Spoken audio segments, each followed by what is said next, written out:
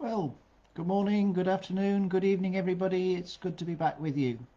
And today we're going to be looking at two things: the application spreadsheet and the application document.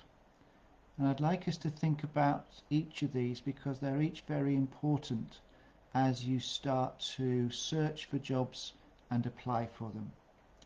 So why think about them now? Because it's good to get them created in advance. Okay, so what does the application spreadsheet contain? Well, very simply, it's a list of jobs. Think about it in a little bit more detail. It's a list of companies. It's a list of jobs that align with those companies. So you might have Deloitte, and then in that Deloitte section you could have advisory, audit, accounting as three possible jobs that you would go for at Deloitte. And then for each of those you would have the job title, the URL that takes you to where you apply for that job, or the portal where you get the status of your application for that job. You would have dates, so the date when you applied, the closing date, if that's important as you are preparing your applications, and you would have the status of your application.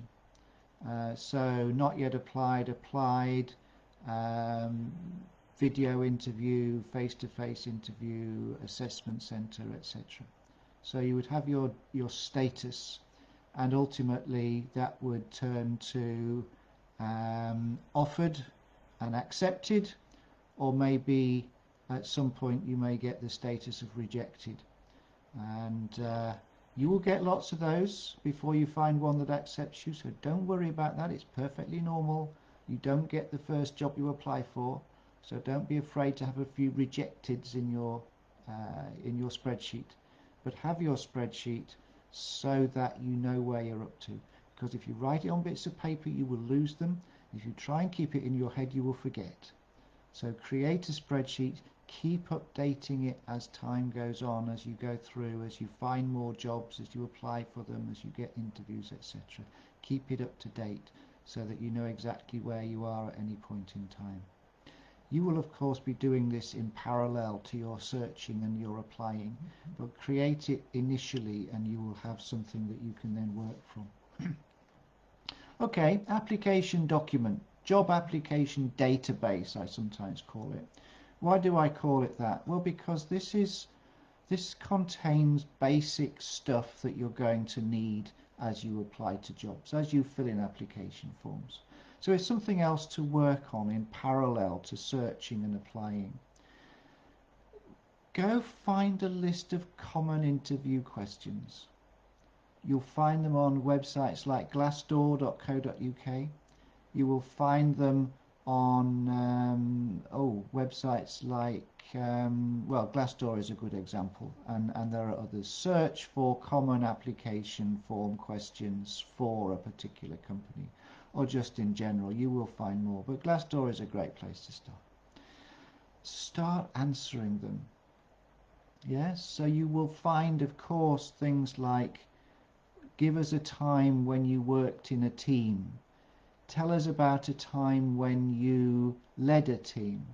Tell us about a time when you had to meet multiple deadlines at the same time. These are common questions for applying to graduate roles, for applying to graduate schemes and so on. These are very, very common questions. You will also possibly be asked, tell us why you are right for the job, and tell us what you can bring to the job and things like that. But they are more job specific, and you may well want to wait till you've got to write one before you actually write one in advance, rather than write one in advance. So you can start putting in your document, your database, answers to common questions. Why? So that when the question comes up in an application form, you can just copy and paste. And so as those forms as you do more and more forms, you will find that you are saving more and more time by having written these questions in advance. Every time you use an answer, you will probably tweak it. So don't be sad if you modify it. Be pleased that it's getting better and better. You will also include in your database, your application document, all the basic stuff. So that will be your name and address, so that you can just copy it straight in.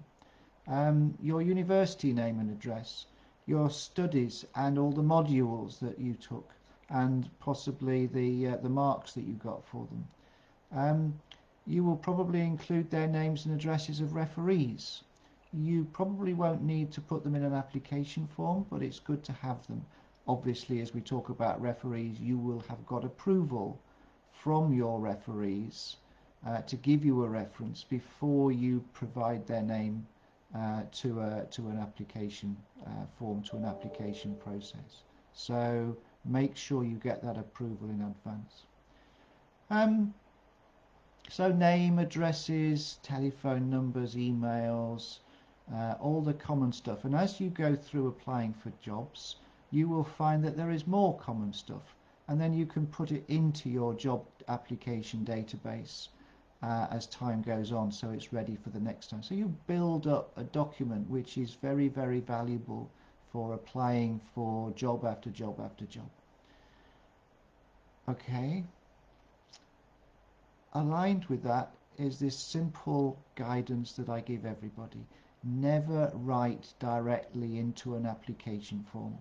If you're writing a job, an open question, do not write directly into the application form. Why not? Because you can lose it. You can lose what you've written. Some application forms, if you don't press save or don't press go to next page or something for 10 minutes, it will log you out and you've lost everything. Sometimes you might hit the wrong function key. You might hit the wrong key. You might hit back rather than forward. You will therefore lose what you've written. And sometimes the browser crashes. Sometimes your link goes down. Sometimes your laptop crashes. You will lose what you've written. So always write into your application document, your database. Always write your answers there first. Keep saving them. You can spell check them. You can move paragraphs around. You can make it as good as you can. And only when you're happy with it, then paste it into your application form, because otherwise you may lose it. So what are the takeaways from today then? Create your spreadsheet, create your job application database and start populating it. And that will set you in good stead for when you come to start applying.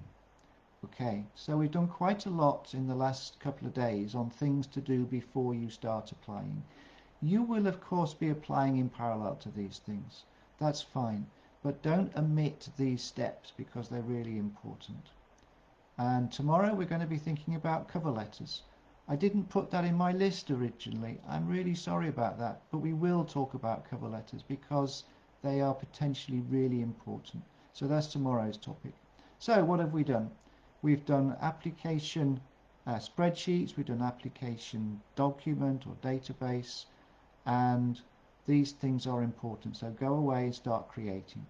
And don't forget what we talked about yesterday, the CV. I hope that you've started creating your CV. You started thinking about its structure at least and what you might put in it, because the first time you need to use it, you don't want to be spending several days waiting to apply because you're still working on your CV. Okay, so I hope that's useful, and I'll see you on the next one. Bye.